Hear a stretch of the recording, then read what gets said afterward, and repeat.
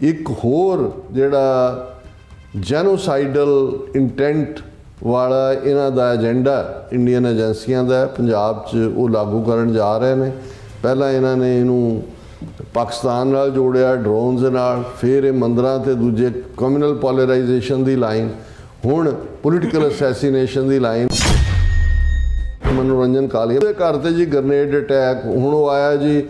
पहले जिहड़े दो नाँ आए वो हिंदू नेम सी, भार्गो कैंप दे रहना। मैं जलंधर के मैप तो वाकफ है कि भी, और तुसी दूसरे पासों देखो तो उन्होंने नाँ नाल मुस्लिम नामां वाले आ गए। अमृतसर के एक शिवाले के उत्ते जिहड़ा हुंदा नुकसान, उत्थे भी कुछ नहीं हुंदा, और उन्होंने attack on Hindu temple, attack on Hindu temple रौला पा दिता है। दुश्मन तो अपनी चाल चल रहा है, बीजेपी दे हिंदू तो भी अपनी गंदी खेड रहे हैं, और जिन्हां तो सिख आस करते हैं कि जी ये साडी धिर ते फलाना ते ढिमका, उदा तुसी देखो वो भी इस नूं किते ना किते जिहड़ा वो खालिस्तानी स्ट्रगल जां जिहड़े पंथ परस्ती की गल करन वाले ने उन्हां दे खाते च पाउण दी कोशिश कर रहे हैं।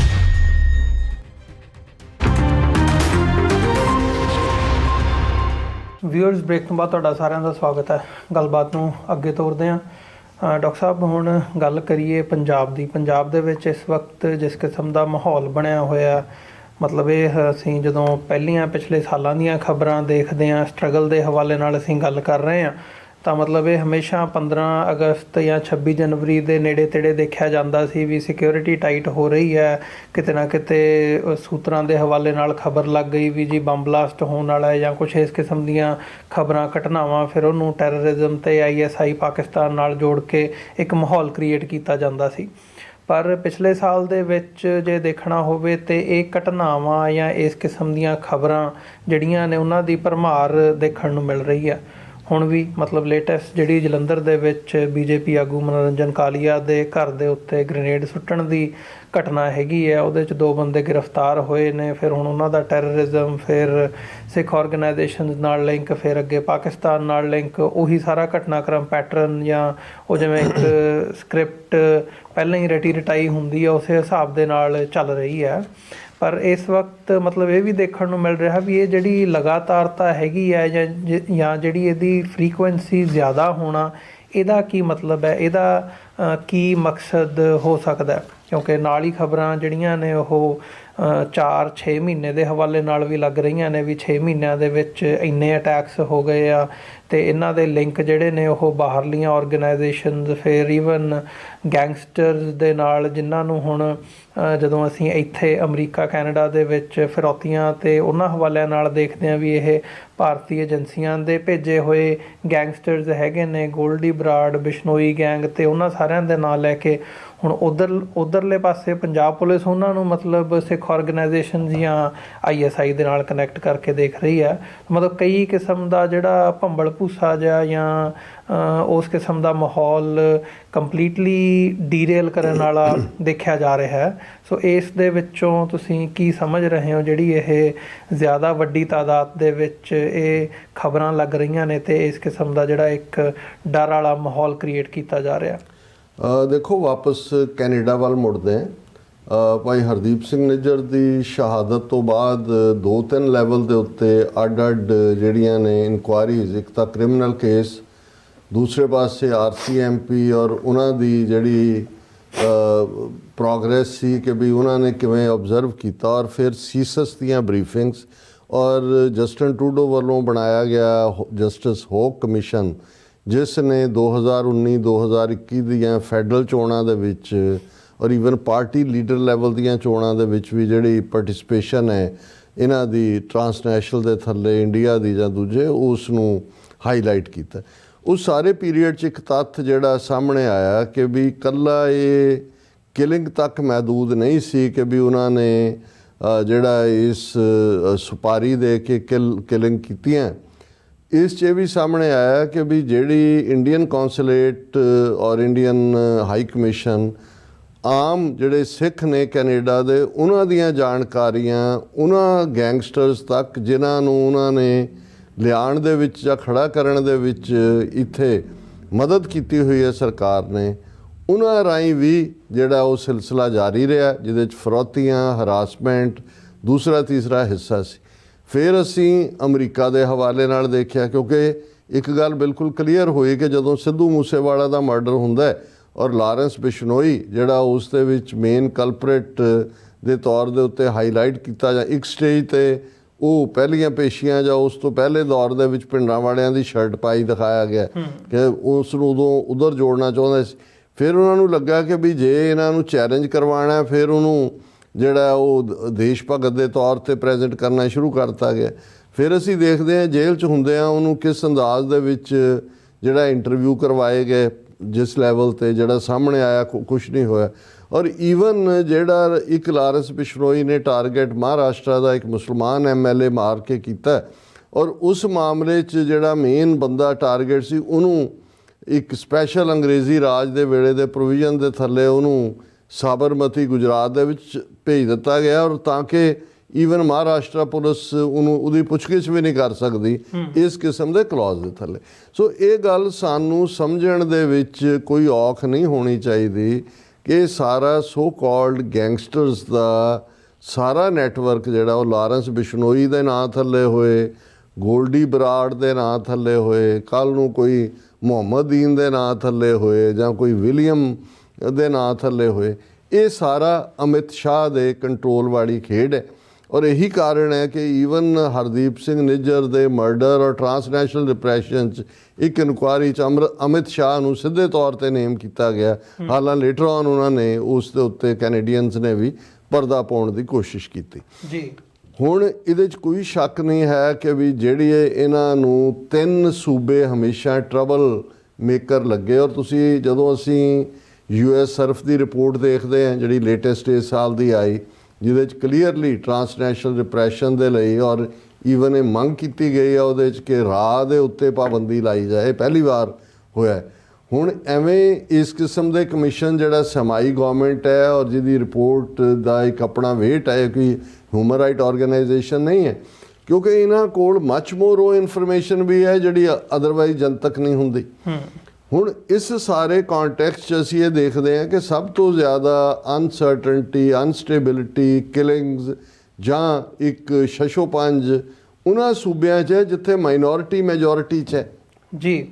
ਜੰਮੂ ਕਸ਼ਮੀਰ ਦਾ ਜ਼ਿਕਰ ਅਸੀਂ ਅਕਸਰ ਕਰਦੇ ਹਾਂ ਕਿ ਕਿਵੇਂ ਉੱਥੇ 70 ਸਾਲ ਤੋਂ ਜ਼ਿਆਦਾ ਨਾ ਪਲੇਬਿਸਾਈਟ ਕਰਵਾਇਆ ਔਰ ਹੌਲੀ ਆਰਟੀਕਲ ਜਿਹੜਾ ਉਹ 370 ਖ਼ਤਮ ਕਰਕੇ ਸੂਬੇ ਦਾ ਵਜੂਦ ਖ਼ਤਮ ਕਰਕੇ ਅੱਜ ਵੀ ਇਹਦੇ ਬਾਵਜੂਦ ਕਿ 2019 ਦੇ ਵਿੱਚ ਵਜੂਦ ਖਤਮ ਹੁੰਦਾ 4 ਸਾਲ 5-6 ਸਾਲ 6ਵਾਂ ਸਾਲ ਹੈ, ਲੇਕਿਨ ਉੱਥੇ ਪੂਰੀ ਫੌਜ ਦੀ ਪ੍ਰੈਜ਼ੈਂਸ ਹੈ। ਨਾਮ ਨਿਹਾਦ ਉਮਰ ਅਬਦੁੱਲਾ ਰੱਖਿਆ, ਬਾਕੀ ਜਿਹੜਾ ਉਹ ਸਾਰਾ ਰਨ ਕਰ ਰਹੇ ਨੇ। ਉੱਥੇ ਅਮਿਤ ਸ਼ਾਹ ਜਾ ਰਿਹਾ, ਉੱਥੇ ਪਿਛਲੇ 4 ਦਿਨ ਤੋਂ ਉੱਥੇ ਬੈਠੇ ਸੀ ਔਰ ਉਹ ਕਹਿ ਰਿਹਾ ਜੀ ਅਸੀਂ ਪਾਕਿਸਤਾਨ ਨਾਲ ਲੱਗਦੀ ਸਾਰੀ ਸਰਹੱਦ ਜਿਹੜੀ ਹੈ ਉਸ ਦੇ ਉੱਤੇ ਇਲੈਕਟ੍ਰੋਨਿਕ ਔਰ ਲੇਟੈਸਟ ਡਿਵਾਈਸਿਸ, ਤਾਂ ਕਿ ਜਦੋਂ ਕੋਈ ਇਨਫਿਲਟਰੇਟ ਕਰਦਾ ਪਤਾ ਤੁਸੀਂ ਕਰਕੇ 70 ਸਾਲ ਤੁਸੀਂ ਇਹੀ ਕੁਝ ਕਰ ਰਹੇ ਹੋ।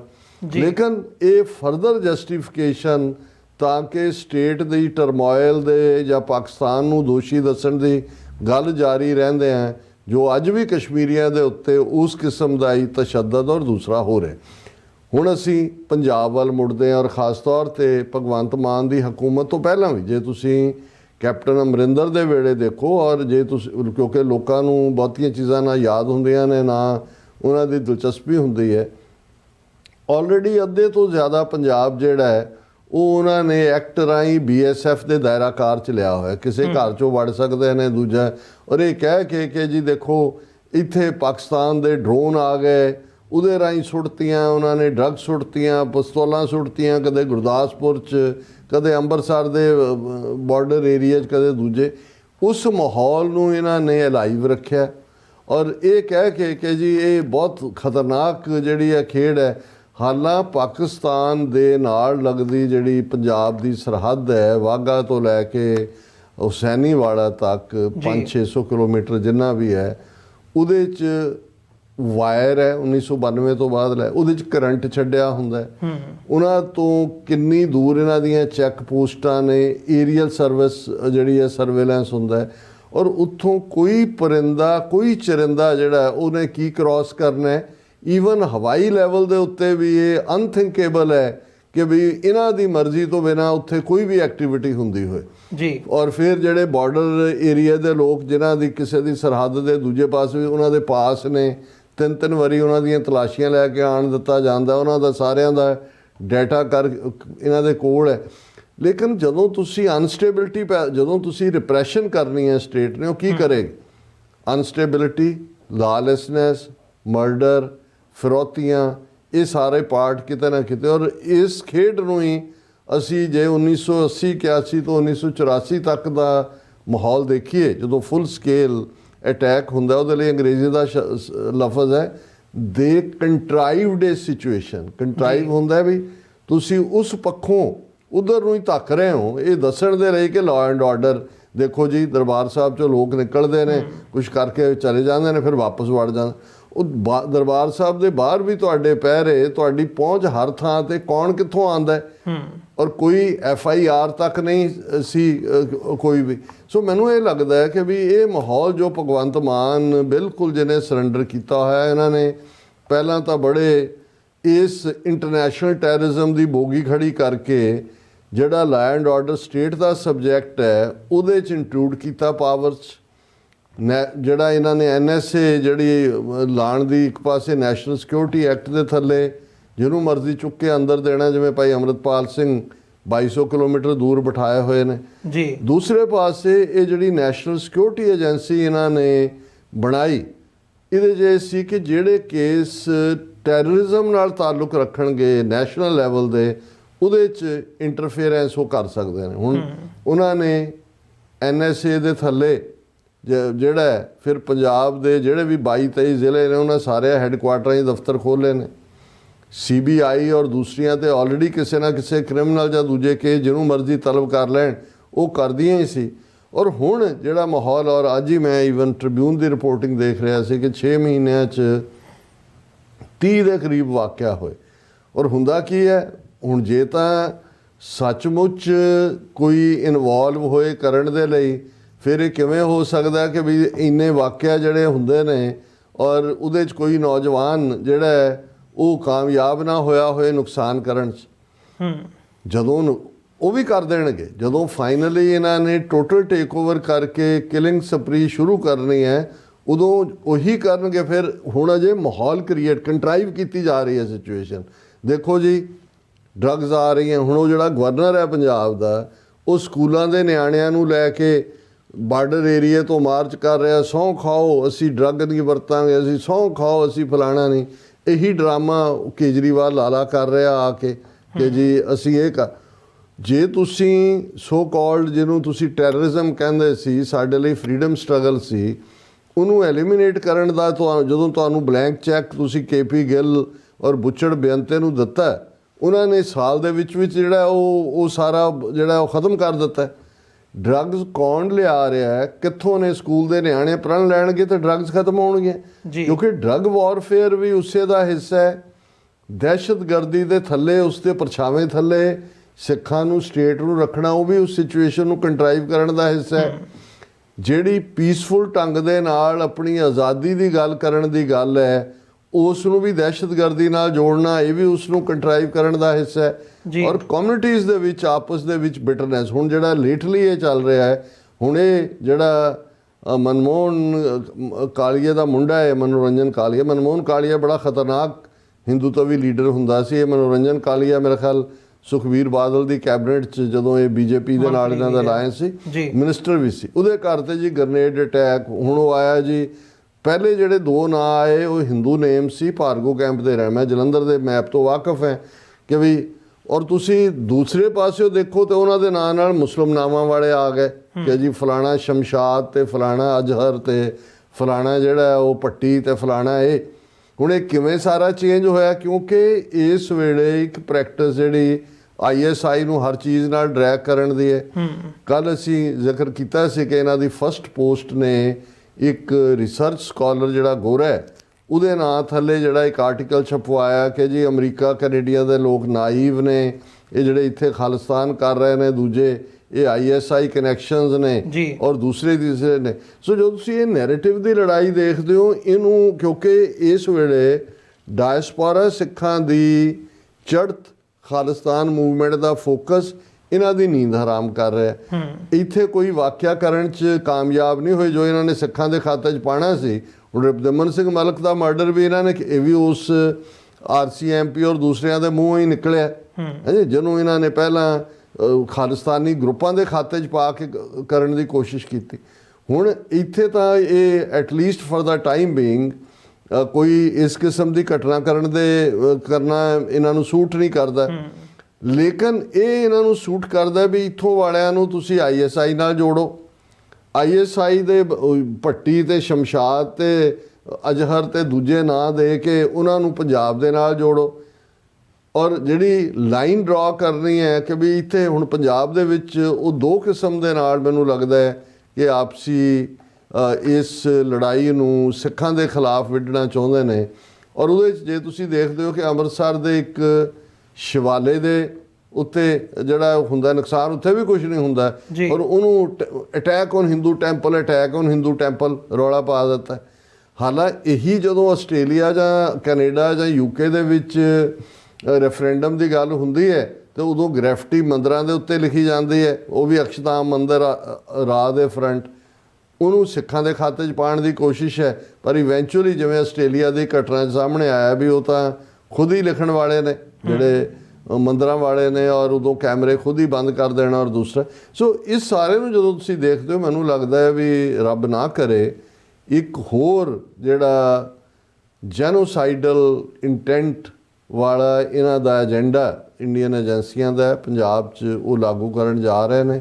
ਪਹਿਲਾਂ ਇਹਨਾਂ ਨੇ ਇਹਨੂੰ ਪਾਕਿਸਤਾਨ ਨਾਲ ਜੋੜਿਆ ਡਰੋਨਸ ਦੇ ਨਾਲ, ਫਿਰ ਇਹ ਮੰਦਰਾਂ ਤੇ ਦੂਜੇ ਕਮਿਊਨਲ ਪੋਲਰਾਈਜੇਸ਼ਨ ਦੀ ਲਾਈਨ, ਹੁਣ ਪੋਲੀਟੀਕਲ ਅਸੈਸੀਨੇਸ਼ਨ ਦੀ ਲਾਈਨ। ਔਰ ਈਵਨ ਇਸ ਸਾਰੀ ਖੇਡ 'ਚ ਮੈਂ ਦੇਖ ਰਿਹਾ ਸੀ ਕਿ ਸੁਖਬੀਰ ਬਾਦਲ ਜੀ ਉਹ ਵੀ ਉਹਦੇ ਮਨੋਰੰਜਨ ਕਾਲੀਆ ਦੇ ਘਰ ਪਹੁੰਚਿਆ। ਉਹ ਇਹਨੂੰ ਸਾਰਿਆਂ ਨੂੰ 80ਵੇਂ ਦੇ ਦੌਰ 'ਚ ਕਹਿ ਰਿਹਾ, ਲੇਕਿਨ ਇਹ ਨਹੀਂ ਕਿ ਏਜੰਸੀਆਂ ਦੀ ਕ੍ਰੀਏਟ ਕੀਤਾ, ਉਹ ਇਵੇਂ ਦੱਸਣ ਦੀ ਕੋਸ਼ਿਸ਼ ਕਰ ਰਿਹਾ ਦੇਖੋ ਜੀ ਸਾਡੀ ਸਰਕਾਰ, ਅਸੀਂ ਤਾਂ ਹਿੰਦੂ ਸਿੱਖ ਏਕਤਾ ਦੇ ਏਜੰਡੇ ਤੇ ਕਿੰਨਾ ਜ਼ਬਰਦਸਤ ਕੰਮ ਕਰਕੇ ਪੀਸ ਲਿਆਂਦੀ।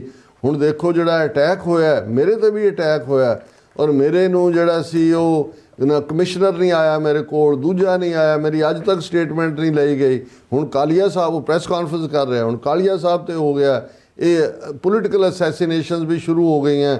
ਇਹੀ ਕੰਮ 1980 'ਚ ਹੋਇਆ ਸੀ। ਮਤਲਬ ਇਹ ਹੈ ਕਿ ਵੀ ਈਵਨ ਦੁਸ਼ਮਣ ਤਾਂ ਆਪਣੀ ਚਾਲ ਚੱਲ ਰਿਹਾ ਹੈ, BJP ਦੇ ਹਿੰਦੂ ਤੋਂ ਵੀ ਆਪਣੀ ਗੰਦੀ ਖੇਡ ਰਹੇ ਨੇ। ਔਰ ਜਿਨ੍ਹਾਂ ਤੋਂ ਸਿੱਖ ਆਸ ਕਰਦੇ ਨੇ ਕਿ ਜੀ ਇਹ ਸਾਡੀ ਧਿਰ ਤੇ ਫਲਾਣਾ ਤੇ ਢਿਮਕਾ, ਉਹਦਾ ਤੁਸੀਂ ਦੇਖੋ ਉਹ ਵੀ ਇਸ ਨੂੰ ਕਿਤੇ ਨਾ ਕਿਤੇ ਜਿਹੜਾ ਉਹ ਖਾਲਿਸਤਾਨੀ ਸਟਰਗਲ ਜਾਂ ਜਿਹੜੇ ਪੰਥ ਪ੍ਰਸਤੀ ਦੀ ਗੱਲ ਕਰਨ ਵਾਲੇ ਨੇ ਉਹਨਾਂ ਦੇ ਖਾਤੇ 'ਚ ਪਾਉਣ ਦੀ ਕੋਸ਼ਿਸ਼ ਕਰ ਰਹੇ ਨੇ। ਸੋ ਮੈਨੂੰ ਇਹ ਲੱਗਦਾ ਹੈ ਜਿਵੇਂ ਕਿਸੇ ਵੀ ਸੀਰੀਅਸ ਜਿਹੜੀਆਂ ਕੁਝ ਬਿਮਾਰੀਆਂ ਹੁੰਦੀਆਂ ਨੇ, ਐਪੀਲੈਪਸੀ ਹੋਏ, ਮਾਈਗ੍ਰੇਨ ਹੋਏ, ਉਸ ਤੋਂ ਪਹਿਲਾਂ ਇੱਕ ਔਰਾ ਬਣਦਾ, ਜਿਹੜੇ ਪੇਸ਼ੈਂਟ ਹੁੰਦੇ ਉਹਨਾਂ ਨੂੰ ਪਤਾ ਲੱਗ ਜਾਂਦਾ ਵੀ ਇਹ ਦੌਰਾ ਪੈਣ ਵਾਲਾ ਹੈ ਜੀ, ਉਸ ਦੇ ਕੁਝ ਸਿੰਪਟਮਸ ਅਪੀਅਰ ਹੁੰਦੇ ਨੇ। ਮੈਨੂੰ ਇਹ ਲੱਗਦਾ ਵੀ ਇਹ ਜਿਹੜਾ ਸਾਰਾ ਮਾਹੌਲ ਹੈ, ਇੱਕ ਕੰਟਰਾਈਵ ਕੀਤੀ ਜਾ ਰਹੀ ਹੈ ਸਿਚੁਏਸ਼ਨ, ਇੱਕ ਮਾਹੌਲ ਕ੍ਰੀਏਟ ਕੀਤਾ ਜਾ ਰਿਹਾ ਹੈ। ਔਰ ਜਿਹੜੀ ਨਸਲ ਹੁਣ ਥੋੜ੍ਹੀ ਬਹੁਤ ਕਿਸਾਨ ਮੂਵਮੈਂਟ ਪੰਜਾਬ 'ਚ ਖੜੀ ਹੋਈ ਔਰ ਉਹਦੇ ਨਾਲ ਅਵੇਅਰਨੈਸ ਲੈਵਲ ਦੀ ਹੈ, ਖਾਲਿਸਤਾਨ ਦੀ ਗੱਲ ਤੁਰਦੀ ਹੈ ਜਾਂ ਉਹਨਾਂ ਦੇ ਉੱਤੇ ਇੰਨੇ ਕੁ ਪਾਬੰਦੀਆਂ ਔਰ ਜਿਸ ਮਾਹੌਲ 'ਚ ਉਹ ਰਹਿ ਰਹੇ ਨੇ, ਕਿਉਂਕਿ ਇਹ ਏਜੰਸੀਆਂ ਨੂੰ ਪਤਾ ਹੈ, ਜਿਵੇਂ ਮੈਂ ਕਿਹਾ ਕਿ ਵੀ ਇਹਨਾਂ ਨੇ ਇੱਧਰ ਕਸ਼ਮੀਰ ਦੇ ਵਿੱਚ, ਪੰਜਾਬ ਦੇ ਵਿੱਚ, ਨਾਗਾਲੈਂਡ ਜੋ ਕੁਝ ਕੁੱਕੀ ਕਬੀਲਿਆਂ ਦੇ ਨਾਲ ਕੀਤਾ ਔਰ ਕਰ ਰਹੇ ਨੇ, ਇਹਦੇ ਬਾਵਜੂਦ ਕਿ ਗਵਰਨਰ ਰੂਲ ਲਾਤਾ ਗਿਆ ਹੁਣ, ਲੇਕਿਨ ਉਹ ਪਾਰਟ ਇਹਨਾਂ ਦਾ ਬਰਾਬਰ ਜਾਰੀ ਹੈ। ਸੋ ਇਹ ਦੁਸ਼ਮਣ ਬਾਤ ਕਰੇ ਅਨਹੋਣੀ, ਕੁਛ ਨਾ ਕੁਛ ਬਹੁਤ ਖਤਰਨਾਕ ਹੋਣ ਜਾ ਰਿਹਾ ਪੰਜਾਬ ਦੇ ਵਿੱਚ ਆਉਣ ਵਾਲੇ ਸਮੇਂ 'ਚ। ਜੀ ਡਾਕਟਰ ਸਾਹਿਬ, ਵਿਊਅਰਸ ਇੱਕ ਛੋਟਾ ਜਿਹਾ ਕਮਰਸ਼ੀਅਲ ਬ੍ਰੇਕ ਦੇ ਲਈ ਇੱਥੇ ਰੁਕਦੇ ਹਾਂ। ਬ੍ਰੇਕ ਤੋਂ ਬਾਅਦ ਦੁਬਾਰਾ ਗੱਲਬਾਤ ਕੰਟੀਨਿਊ ਕਰਦੇ ਹਾਂ।